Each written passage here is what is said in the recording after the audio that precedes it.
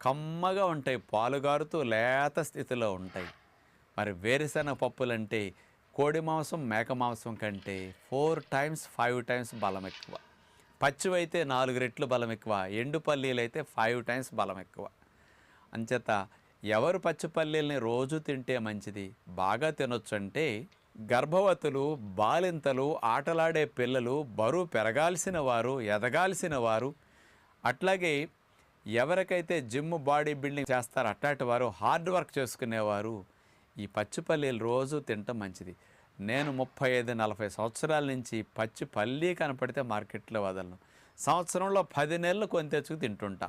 రోజు అన్ని వేరుశెనక్కాయల్ని తప్పనిసరిగా నేను అట్లా ఒలుసుకొని తింటూ ఉంటా. మహాత్మా గాంధీ గారు వేరుశెనగ పప్పులు రోజు 2 గుప్పెళ్ళు మానకుండా తినేవారు జీవితకాలం వరకు. తెలిసిన రోజు నుంచి అస్సలు వదల్లా. బలంగా ఉండటానికి 25% ప్రోటీన్